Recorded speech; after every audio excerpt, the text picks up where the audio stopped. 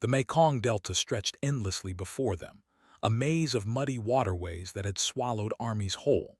Staff Sergeant Kassira Ghost Thorne pressed her eye to the scope, watching the SEAL team's rubber boat navigate the serpentine channel below. 3 days of radio silence from Bravo team had brought her here, a lone sniper positioned on the riverbank's highest ridge, invisible among the twisted mangroves that seemed to breathe with malevolent life. Through her scope, she counted 12 figures in tactical black, their movements precise despite the treacherous current. But something was wrong. The lead boat carried only 11 men. One was missing, and nobody was talking about it on the encrypted channels she'd been monitoring since dawn. "Control, this is Overwatch," she whispered into her throat mic, voice barely audible above the jungle's symphony of insects and distant water lapping against rotting logs. "I have eyes on the package. Something's not right down there." Static crackled back, then nothing. Kassira had earned her call sign during her third deployment, when an entire Taliban cell had spent 6 hours searching for her position after she'd eliminated their commander. They'd walked within 10 feet of her hide, never knowing death lay coiled in the shadows like a patient viper. The name stuck, though most of her unit still whispered it with a mixture of awe and unease. Female snipers were rare enough. Female snipers who could vanish into terrain like smoke were practically mythical. But today felt different. The air itself seemed charged with an electricity that made her skin crawl, and the SEALs below were moving with the kind of deliberate caution that suggested they knew they were being watched. By whom? She couldn't determine. Her thermal scope showed no heat signatures beyond the expected wildlife. Monitor lizards basking on half-submerged logs, troops of macaques chattering in the canopy above. Then she saw it. A glint of metal from the opposite bank, positioned exactly where a competent marksman would set up for an ambush. The angle was perfect, the concealment nearly flawless. If she hadn't spent 4 years studying sniper hides in terrain just like this, she would have missed it entirely. Her heart rate slowed, muscle memory from countless hours of training taking control. Whoever was across that water was good, very good. But they'd made one crucial mistake. They'd chosen a position that prioritized the kill shot over the escape route, and that told her everything she needed to know about their experience level. The question wasn't whether she could take them. The question was whether she could do it before they eliminated the SEAL team below, and why Control wasn't responding to her increasingly urgent transmissions. The Mekong River had kept its secrets for millennia. Today, it would claim more. The SEAL team leader's hand signals were crisp, professional. Kassira recognized Lieutenant Commander Marcus Titan Rodriguez from his service jacket photo, though seeing him in person revealed details the official image had missed, the slight favor of his left shoulder suggesting an old injury, the way his eyes constantly swept the tree line with predatory awareness. Behind him, 10 other operators moved like extensions of his will, their weapons tracking potential threats with mechanical precision. But it was what they weren't doing that caught Kassira's attention. No one was watching their six. No rear security, no overlapping fields of fire. For a team of this caliber, it was either a critical tactical error or deliberate bait. Given the SEAL's reputation, she suspected the latter. "Ghost, this is Control." The voice crackled through her earpiece suddenly, startling her despite years of conditioning. "Sitrep." "Control, I've been trying to reach you for 30 minutes, she replied, keeping her voice steady while her scope remained fixed on the mystery shooter across the river. "I have eyes on Bravo team and a potential hostile sniper. Request permission to engage." A pause that lasted too long. "Negative, Ghost. Observe and report only. Do not repeat, do not engage without direct authorization." The order sat wrong in her gut. In her experience, hesitation killed more operators than enemy fire, and whoever was positioned across the river wasn't hesitating. Through her scope, she could see minute adjustments being made to what appeared to be a high-powered rifle, fine-tuning for wind, humidity, distance. professional movements that spoke of extensive training and recent practice. Below, the SEAL team had reached a narrow section of the river where the channel constricted between two muddy banks. Perfect kill zone. If she were planning an ambush, this was exactly where she'd spring it. The boats would be forced to slow, their maneuverability compromised, with limited options for immediate cover. Rodriguez must have sensed it too. His hand signals became more urgent, and she could see him speaking into his radio, though she couldn't intercept their frequency. Whatever he was saying, his team responded instantly, weapons coming up to ready positions while maintaining their formation. That's when the mystery sniper moved. It was subtle, just a slight shift in position that would have been invisible to anyone not specifically looking for it. But Cassira had spent 4 years learning to read the language of shadows and movement, and what she saw made her breath catch. The hostile was transitioning from observation to engagement. In approximately 30 seconds, one of those SEALs was going to die. Control, the hostile is preparing to engage. Request immediate authorization to neutralize. Negative ghost, maintain observation only. Her finger found the trigger guard, muscle memory overriding protocol. Sometimes the right decision wasn't the authorized decision, and sometimes saving lives meant accepting the consequences later. The crosshairs settled on the center mass of the figure across the river, elevation and windage, automatically calculated by hours of training in similar conditions. But something made her hesitate. Something about the shooter's posture seemed familiar, professional in a way that suggested military training rather than insurgent experience. Then Rodriguez looked directly at her position and nodded once. The bastard had known she was there all along. Everything clicked into place like the bolt of a well-oiled rifle. This wasn't an ambush, it was a test. The missing 12th SEAL, the radio silence from control, the mysteriously competent sniper across the river. Someone was evaluating her, and the SEALs below were willing participants in whatever game was being played with her career. Cassira's anger burned cold and focused, the kind of rage that had carried her through Ranger School when the instructors had tried to break her with impossible standards and barely concealed contempt. She'd proven herself a dozen times over, earned her place among the elite through blood and determination. Yet here she was, still being tested, still having to prove she belonged. But anger was a luxury she couldn't afford, not with 12 lives potentially hanging in the balance, regardless of whether this was an exercise or genuine threat.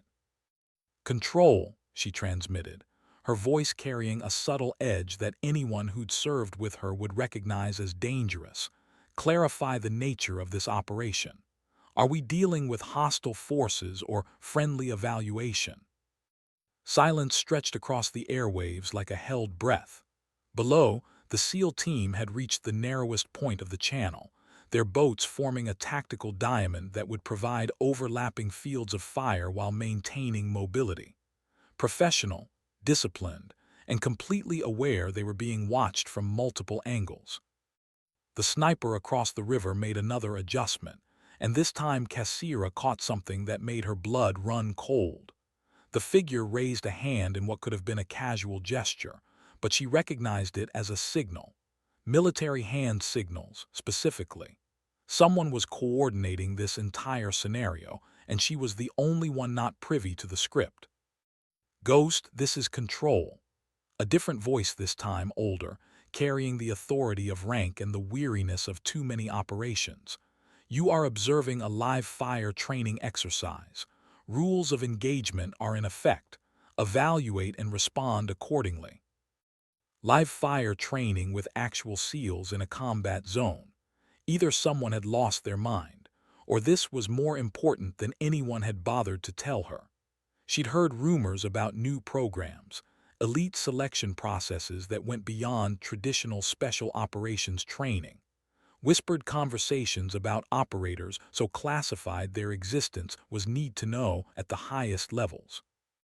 The sniper across the river was moving again, and this time the movement was distinctly aggressive. Whatever game was being played, it was transitioning from observation to action. Through her scope, she could see the hostile's rifle swinging toward the SEAL formation, the barrel tracking with predatory precision. Rodriguez raised his fist, freeze signal, and his entire team went motionless. Even from her elevated position, Cassira could feel the tension radiating from the formation below. Whatever was about to happen, the SEALs were ready for it. But she wasn't sure she was. Her scope settled on the hostile sniper's center mass, finger moving to the trigger with practiced efficiency. The shot was clean, wind minimal, range well within her capabilities. One squeeze, and whatever test this was would be over. Instead, she shifted her point of aim. If this was evaluation, she'd be evaluated on judgment as well as marksmanship. The crosshairs settled on the hostile's rifle, specifically the scope mount. A precision shot that would disable without killing, assuming her assessment of the situation was correct. If she was wrong, SEALs were about to die because she'd second-guessed her instincts. The jungle held its breath as her finger caressed the trigger. The Barrett M82A1 bucked against her shoulder with familiar violence, the .50 caliber round streaking across the river at 2,800 feet per second. Through her scope, Cassira watched the hostile sniper's rifle disintegrate in a shower of metal fragments and shattered optics. The figure immediately dropped into cover, proving her assessment correct, trained professional, not insurgent. But the real surprise came from below. Instead of taking defensive positions or calling for medevac, the SEAL team began applauding. Slow, deliberate claps that echoed across the water like gunshots. Rodriguez stood in his boat, removed his tactical helmet, and gave her a crisp military salute. The gesture was captured perfectly in her scope's crosshairs, and despite her anger at being manipulated, she felt a grudging respect for the choreography of the moment. Outstanding shot, Ghost. The new voice on the radio carried genuine approval, textbook assessment of rules of engagement under ambiguous circumstances. You've just passed the first phase of selection. Selection for what? She transmitted back, already knowing she wouldn't receive a complete answer. Need to know basis, Sergeant. Report to extraction point Alpha in 30 minutes. Your ride is inbound. Through her scope, she watched the hostile sniper emerge from cover across the river. Even at distance, she could see the figure was female, moving with the fluid confidence that marked another professional. The woman raised her own hand in acknowledgement, part salute, part respectful nod between equals. Cassira began breaking down her position with practiced efficiency, muscle memory guiding her hands while her mind processed what had just occurred. Someone had orchestrated an elaborate test involving at least 14 personnel and significant resources. The kind of operation that required authorization at levels far above her pay grade. The Barrett went into its case first, followed by her spotting scope and range finder. Each piece of equipment was secured with the obsessive care of someone who'd learned that gear failures killed more operators than enemy fire. As she worked, she could hear the SEAL boats moving again, their engines growing fainter as they continued downriver toward whatever their actual objective might be. Her satellite phone buzzed with an encrypted text message. Transport ETA 15 minutes. Dress uniform required for next phase. Dress uniform. In the middle of the Mekong Delta, someone either had a twisted sense of humor or was planning something significantly more formal than field evaluation. Given the morning's events, she suspected both. The extraction point was 1,000 meters through dense jungle, following a route she'd memorized during mission planning. As she moved, her training kicked in automatically, step placement to minimize noise, constant awareness of wind direction and natural camouflage, pause every 100 meters to listen for pursuit or ambush. But her mind kept returning to the female sniper across the river. Something about the woman's movements had seemed familiar, though she couldn't place where she might have encountered her before. Professional recognition, perhaps, the kind of unconscious awareness that developed between operators who'd reached similar levels of expertise. 15 minutes later, she emerged into a small clearing where a U-60 Black Hawk waited with rotors turning. The crew chief waved her aboard with practiced efficiency, and as the helicopter lifted off, she caught a final glimpse of the river below. Two figures stood on opposite banks, watching the aircraft depart. Rodriguez on one side, the mystery sniper on the other. Both rendered perfect salutes as the Black Hawk disappeared into the haze above the jungle canopy. Whatever she'd just become involved in, it was bigger than field testing and more serious than training evaluation. The helicopter banked north, carrying her toward answers she wasn't sure she wanted to hear. The Pentagon's sub-basement levels were a maze of reinforced concrete and fluorescent lighting that made Kassira feel like she was traveling through the digestive system of some bureaucratic beast. Her escort, a junior officer whose name tag read CHEN, and whose nervous energy suggested this was his first time shepherding candidates through whatever process she'd stumbled into, maintained a pace that was just shy of a jog. "Ma'am, you'll want to keep up," Chen advised unnecessarily, his voice echoing in the narrow corridor. "The briefing starts in exactly 3 minutes and punctuality is emphasized." Kassira had changed into her dress uniform aboard the transport flight from Thailand, transforming from jungle sniper to military professional with the kind of efficiency that came from years of rapid deployment cycles. The blue fabric felt alien after days in camouflage, but the weight of her ribbons and badges served as familiar anchors. Bronze star with V device, Purple Heart, expert marksmanship badge with multiple bars, tangible proof of competence earned through blood and determination. They stopped before a door marked only with a room number and a security classification she'd never seen before. Chen swiped his access card, submitted to retinal scanning, and gestured her inside with the relieved expression of someone completing an unpleasant duty. The briefing room was standard government issue: conference table, projection screen, motivational posters about integrity and excellence.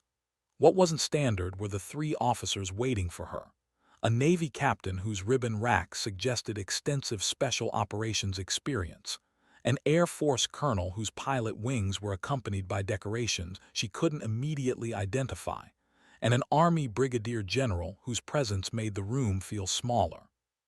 "Staff Sergeant Thorne," the general began without preamble, "take a seat. We have approximately 20 minutes to determine whether you're suitable for assignment to a program that officially doesn't exist." She sat, keeping her expression neutral while her mind cataloged details. All 3 officers wore standard uniforms with subtle modifications, insignia that seemed familiar but weren't quite regulation, unit patches that suggested affiliations she couldn't place. Professional, authoritative, but operating under different rules than traditional military structure. This morning's exercise was designed to evaluate your tactical judgment under ambiguous circumstances, the Navy captain continued. Your decision to disable rather than eliminate the hostile sniper demonstrated the kind of analytical thinking we require. The Air Force colonel activated the projection screen, displaying what appeared to be organizational charts and operational timelines. Project Ghostwalker is a joint service initiative designed to identify and train personnel capable of operating in the gray areas between traditional military operations and intelligence gathering.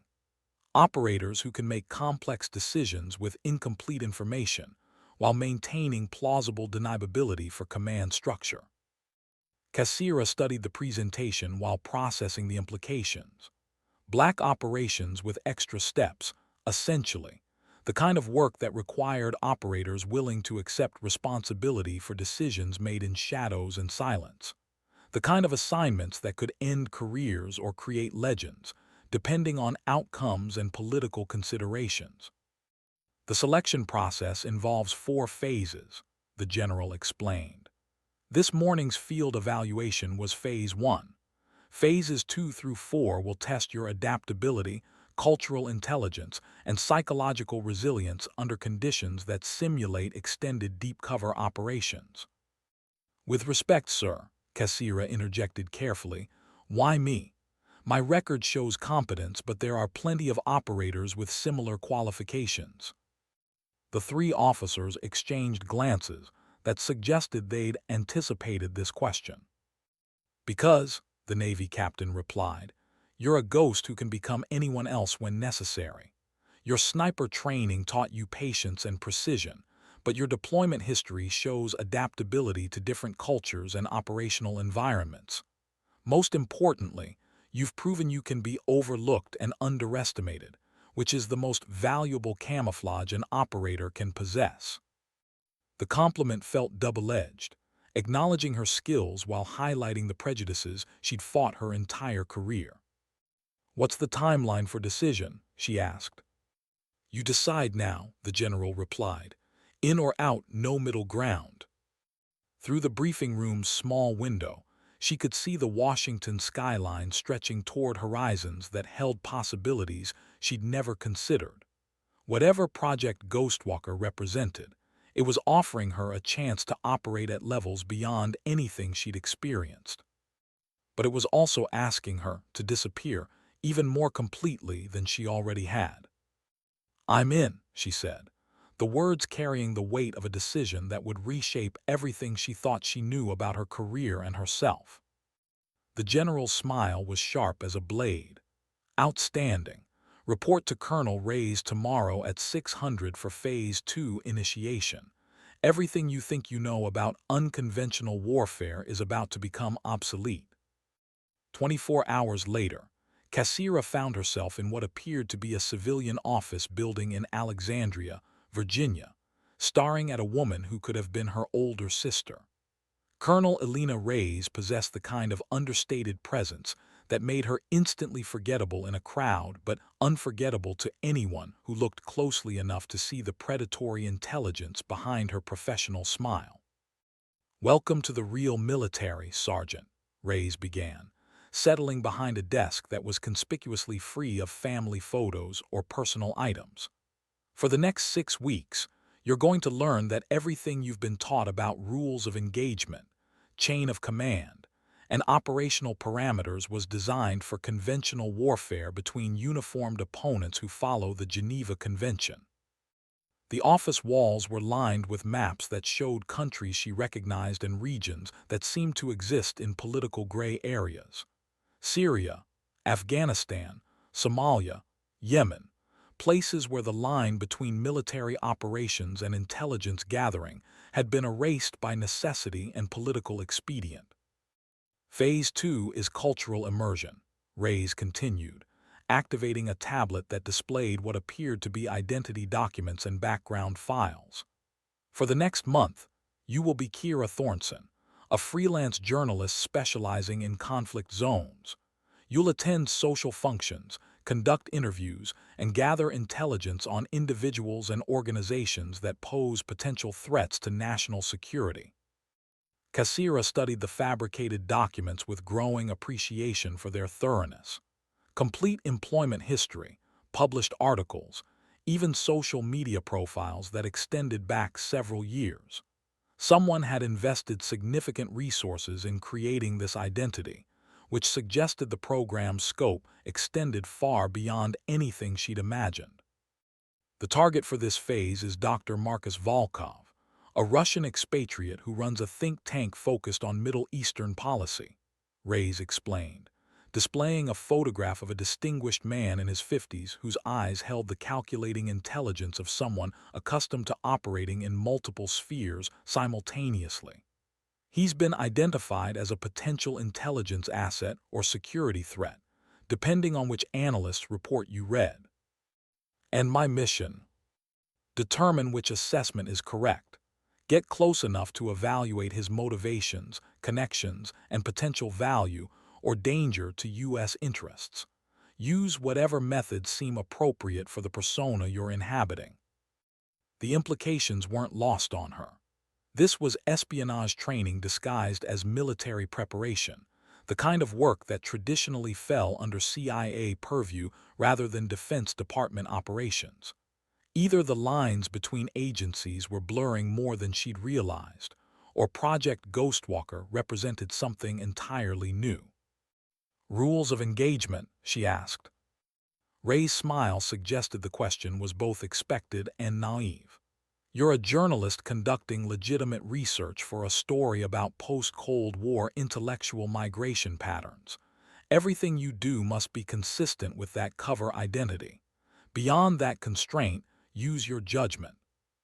And if my judgment conflicts with traditional military protocols, then you'll discover whether you're suited for this program, or whether you should return to conventional sniper operations.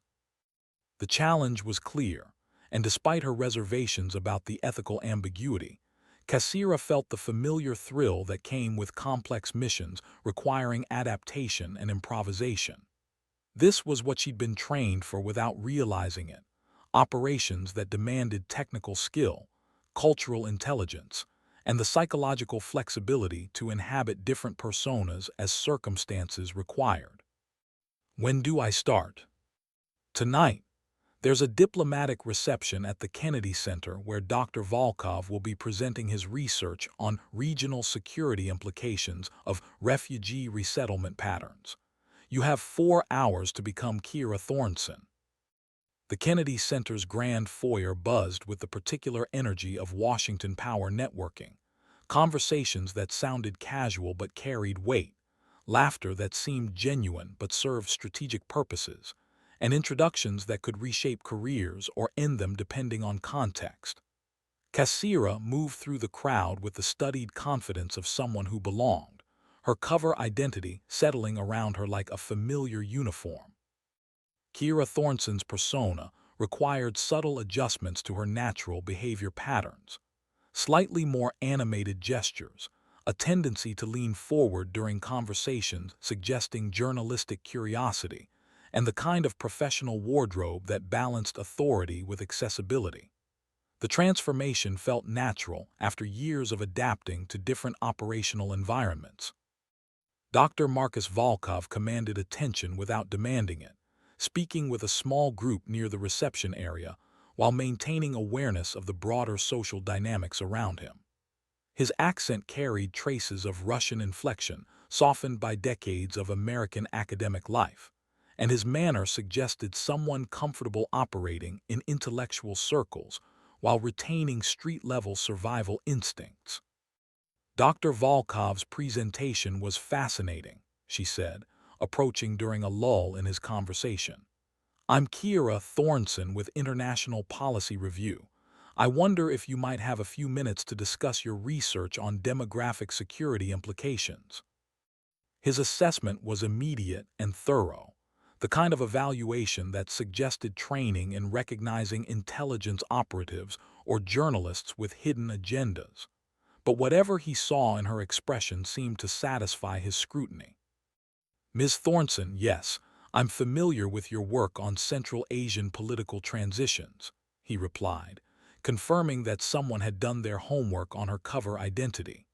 Your article on Taliban governance structures showed unusual insight into tribal power dynamics. The conversation flowed naturally from there, touching on academic theories and practical observations about regional stability, refugee integration challenges, and the political implications of population movements. Volkov possessed the intellectual flexibility to discuss complex topics while maintaining operational security about sensitive information. But it was what he didn't say that proved most illuminating.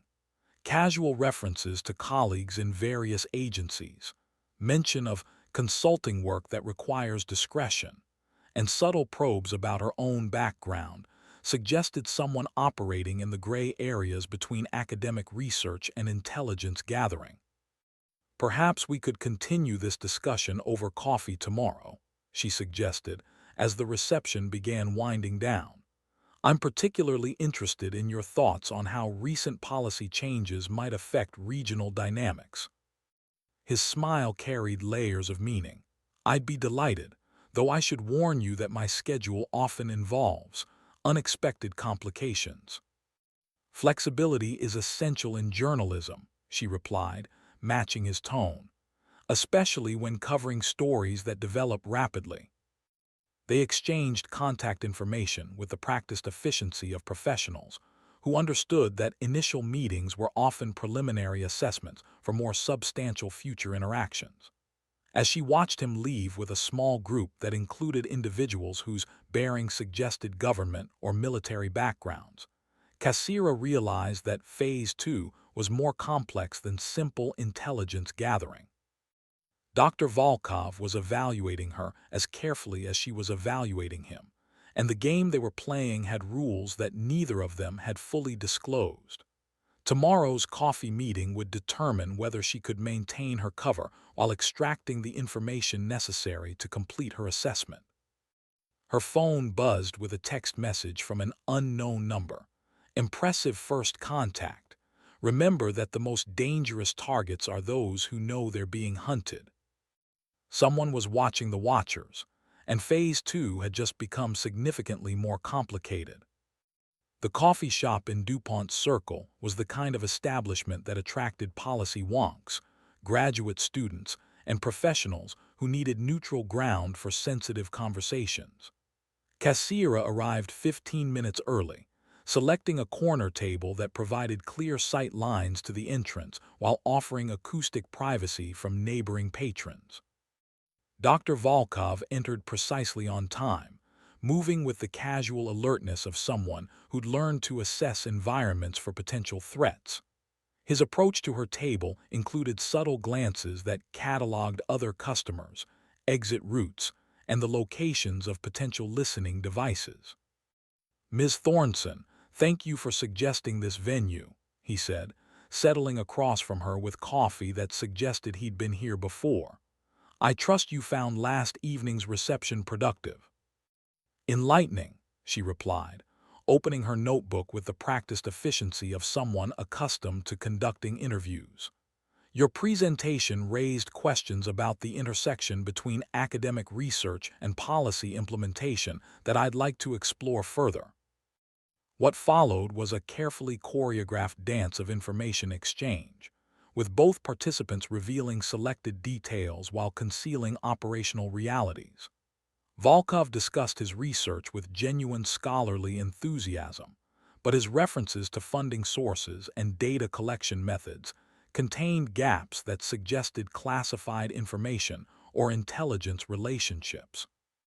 "Your previous work in Afghanistan must have provided unique insights into cultural adaptation patterns," he observed, probing her cover story with questions that seemed casual but tested specific details. "Field research in active conflict zones requires particular skills. Journalism and military operations share certain requirements," she replied carefully. "Situational awareness, cultural sensitivity, and the ability to distinguish between reliable and unreliable sources." His laugh held recognition. "Indeed, though I suspect your background includes training that extends beyond traditional journalism programs." The comment hung between them like a challenge, and Kassira realized that her cover identity might be more transparent than intended. Either Dr. Volkov possessed exceptional skills in detecting intelligence operatives, or someone had provided him with information about her true background. "Military experience provides valuable perspective for conflict reporting," she acknowledged, testing his response to partial truth. "Undoubtedly, just as academic research can provide cover for more practical applications of regional expertise." They'd reached the point where further conversation would require one of them to reveal operational details that could compromise their respective missions. Volkov's willingness to acknowledge the dual nature of his activities suggested either confidence in his position or a calculated risk designed to elicit reciprocal honesty. "Dr. Volkov, I believe we're both operating under constraints that limit complete transparency," she said, choosing directness over continued misdirection. "Perhaps we could discuss areas where our interests might align without compromising our respective professional obligations. His smile indicated approval of her approach. A practical suggestion.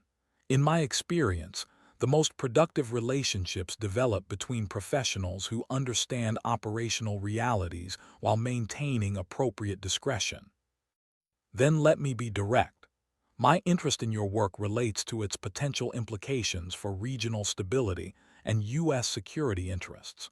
Your research suggests access to information and analysis that could prove valuable to decision-makers concerned with preventing future conflicts.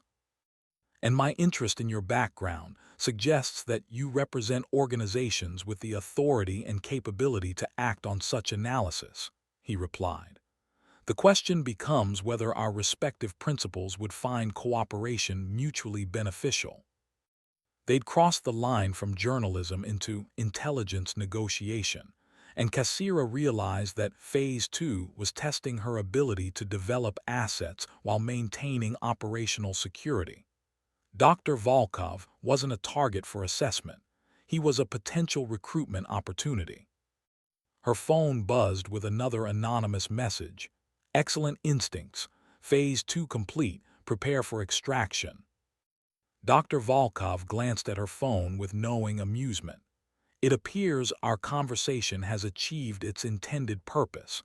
I look forward to future discussions, Ms. Thornton.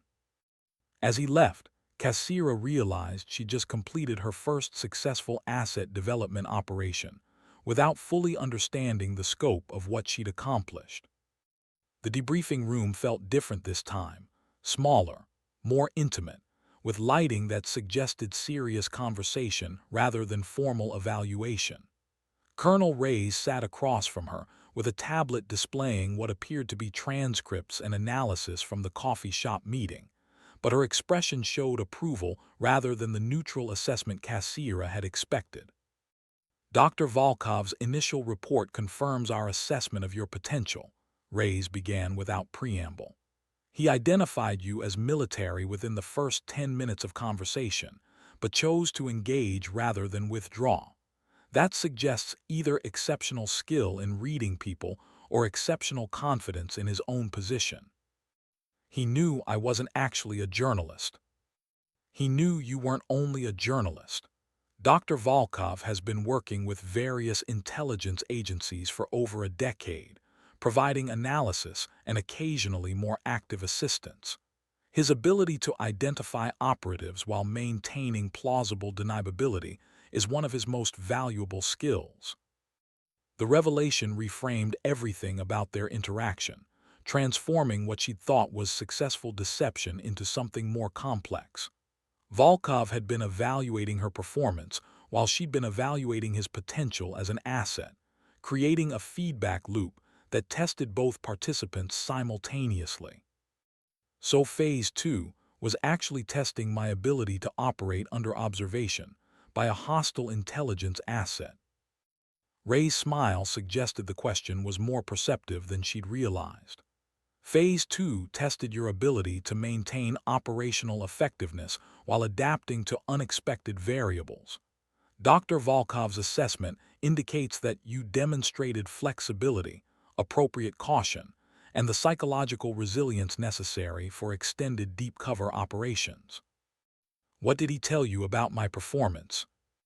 That you showed promise but would require additional training before deployment on critical missions.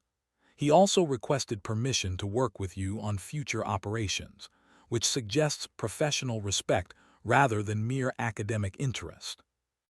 The implications were significant. If Dr. Volkov had requested continued contact, it meant she'd successfully established a working relationship that could be developed for intelligence purposes. But it also meant that her cover identity was now permanently compromised within certain circles. Phase 3 involves psychological profiling and stress testing, Reyes continued, sliding a thick folder across the table. You'll spend 2 weeks at a facility in North Carolina where specialists will evaluate your capacity for compartmentalization, resistance to interrogation, and ability to maintain operational personas under extreme pressure. The folder contained medical forms, psychological assessments, and waivers that suggested the upcoming training would push her beyond anything she'd experienced in conventional military preparation. Terms like controlled stress induction and simulated capture scenarios indicated that Phase 3 would test her breaking point rather than her competence. Any questions about the process or expectations? What happens if I don't pass Phase 3? Then you return to conventional sniper operations with a commendation for exceptional service and a security clearance upgrade that acknowledges your participation in a classified training program. Your career continues on its current trajectory, and you maintain the skills and connections you've developed through Ghostwalker selection. And if I do pass? Ray's expression grew serious in a way that suggested they were approaching information that carried real consequence. Then you become something that officially doesn't exist, an operator capable of functioning in the spaces between traditional military, intelligence, and diplomatic operations. Your deployments will be classified beyond normal special operations parameters, and your success or failure could influence policy decisions at the highest levels of government. Through the briefing room's window, Kassira could see the Washington skyline transitioning from daylight to evening, the city lights beginning to define the horizon, where decisions were made that affected global stability. Whatever Phase 3 held, it represented a threshold between her current life and something fundamentally different. When do I start? Tomorrow. Your transport leaves Andrews Air Force Base at 800. Pack light, everything you need will be provided at the facility. As she left the briefing room, Kassira realized that each phase of Ghostwalker selection had been designed to strip away layers of conventional military identity until only the essential operator remained. Phase 3 would determine whether anything remained worth building upon. The facility hidden in North Carolina's Owery National Forest looked like a corporate retreat center from the outside. Modern buildings nestled among pine trees, walking paths connecting various structures, and the kind of architectural design that suggested serious money invested in creating an environment that felt more like higher education than military training.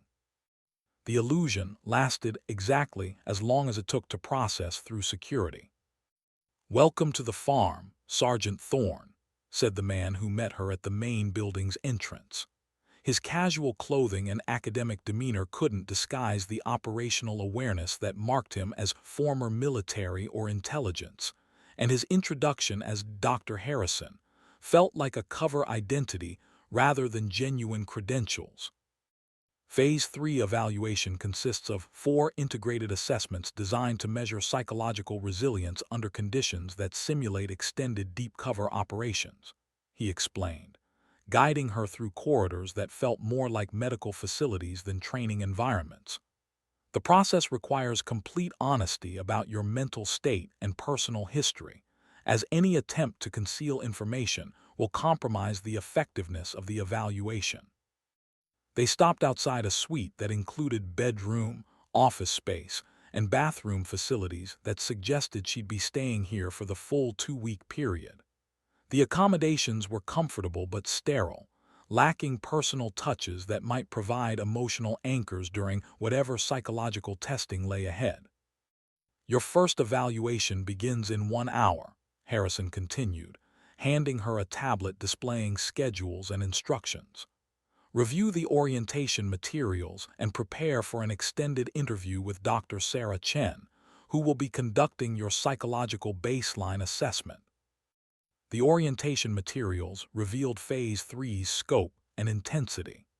Daily psychological evaluations, stress testing through simulated crisis scenarios, isolation exercises designed to measure emotional stability, and advanced interrogation resistance training that was described in clinical terms but clearly involved controlled torture. Dr. Chen proved to be a genuine clinical psychologist whose manner suggested extensive experience with military personnel and intelligence operatives. Her questions began with standard psychological inventory items, childhood experiences, trauma history, relationship patterns, before moving into areas specifically relevant to deep cover operations. Tell me about your experience with identity displacement during previous deployments, she prompted, taking notes on what appeared to be a comprehensive psychological profile.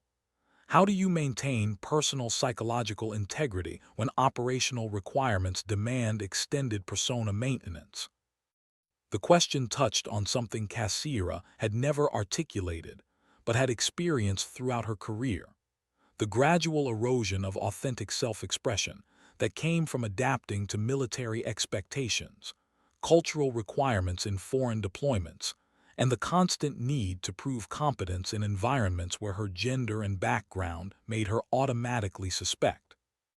I've learned to compartmentalize different aspects of my identity depending on operational requirements, she replied carefully.